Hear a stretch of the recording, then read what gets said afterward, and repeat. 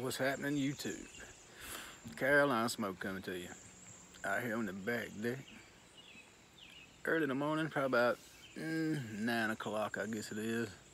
Maybe a little after.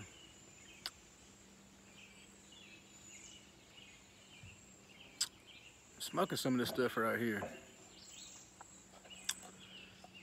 Peterson's Elizabethan.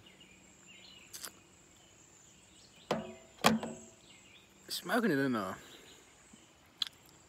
this was found at my local junk shop, but it was new, never been smoked. This is a Royal Ascot Supreme.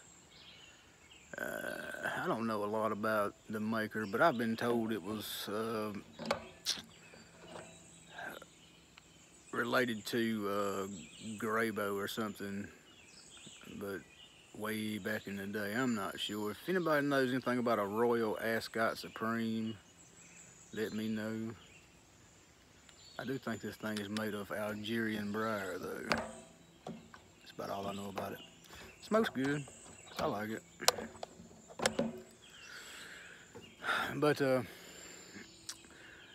I was doing some cleaning on some pipes that I had smoked last week, and you know, just routine stuff, just wiping them off and stuff like that, putting them back on the racks and in the little bins where I keep them at. And I was reminded of something that happened to me, I don't know, early on in my pipe smoking. Drinking some Raven's brew this morning. Wicked Wolf, dark roast, all organic, good stuff. But you know how when you get into a hobby or a lifestyle, you know, whatever you want to call it, you just want all the knowledge that you can possibly get about what you're doing. And I come across a video. This guy was talking about you needed to deep clean your pipes a few times a year. You know, and I'm like, what is deep cleaning your pipe? You know, I didn't, you know, I was still learning at the time. I'm still learning now, but you know, as you go through the whole experience, you're gonna figure out what works for you, what doesn't. So, but he's talking about, you know, you need to trim all the cake back in the bowl till you can see briar, and salt and alcohol treatments, and you know, cleaning everything out with grain alcohol, and you know, all this jazz or whatever. And in my head, I was like, I've never done that before. I need to do that. So I took a pipe that smoked really, really good. I enjoyed the pipe. It tasted great. You know, got my reamers out, reamed that thing back, took some sandpaper, skinned all the cake out the out inside the bowl, and took a drill bit and got all the build up out of the draft hole. Took a dental pick, you know, it's the dental flossers, you know, it's got the little pick on the end, and went in there and just got all any little nook and cranny in the mortise in there that I could, you know, get out everything. Scrubbed everything just as clean, you know. And then I got the kosher salt and the grain alcohol, and you know, Everclear, and salt and alcohol treated the bowl. And next day I could still smell tobacco in there, so I done it again, you know, salt and alcohol treatment. And then, you know, I took the Everclear and wiped the tenon off real good, and used pipe cleaners and just went in that stem and cleaned every bit of sludge out of there that I could possibly get. Took the dental pick to the button and just got anything you could possibly get out of it, you know, which that's never a bad idea anyway, but I went all out on this one. And let the pipe sit for a few days. Then I put a few coats of polish on the outside of it by hand. You know, I don't have a buffer. And Like I say, before I done any of this to that pipe, it smoked great.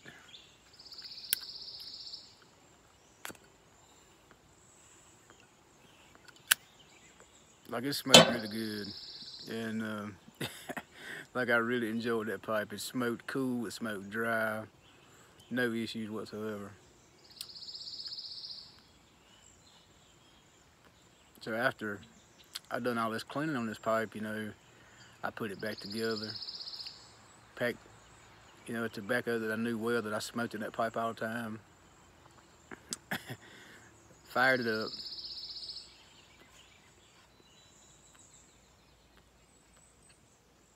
and I was very disappointed. The flavor wasn't there.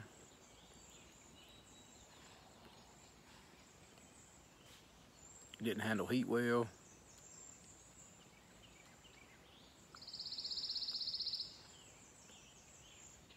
Actually had a few moisture issues.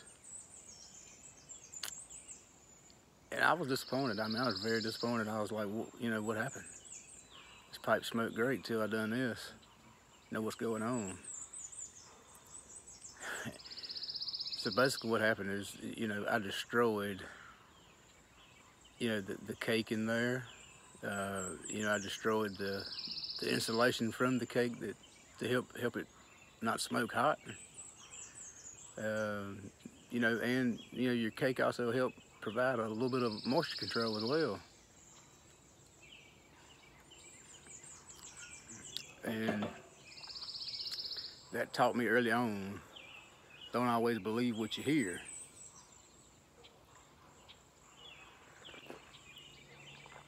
Because it's not always true. What one person does doesn't always work for everybody else.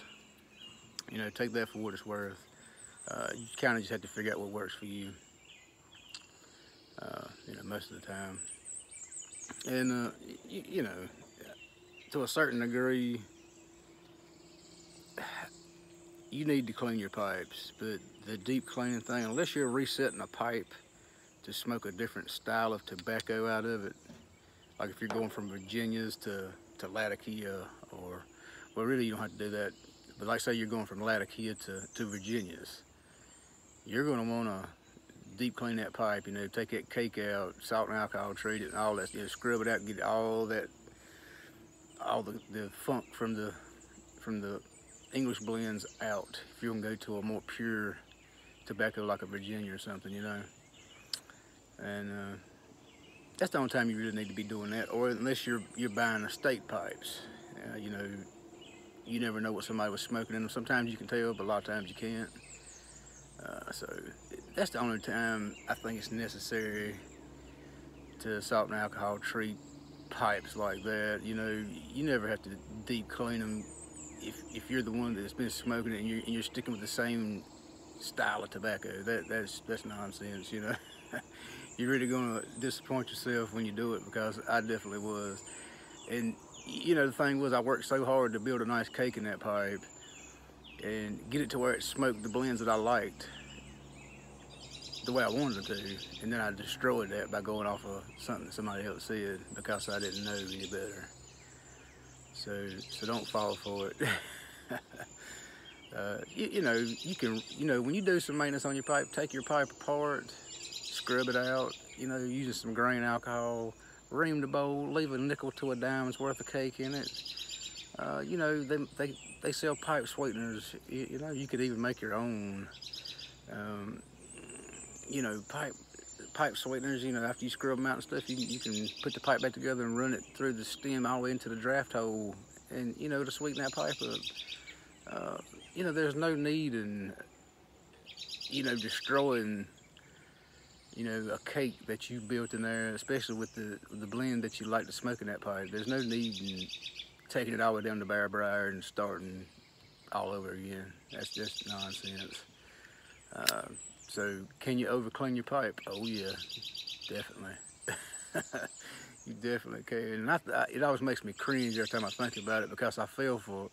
You know, I fell for it. You know, going off of what somebody else told me.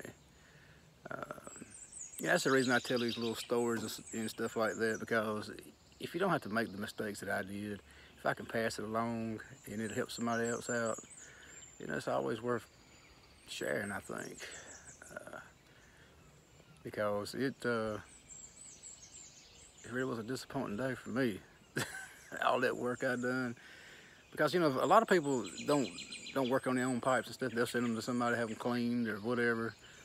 You know, there's a lot of work to that stuff. It's more to it than what people think. So, don't over clean your pipes, people. Don't do it.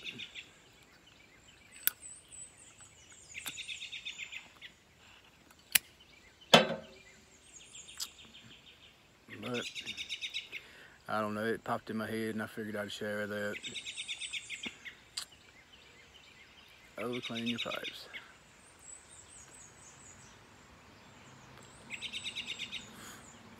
Anyway, it's supposed to be a pretty nice day today. So we might have some thunderstorms.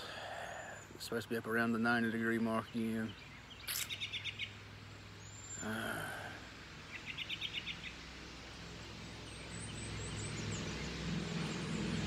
Not complaining though. Rather it be 90 than 20, so I'll take it.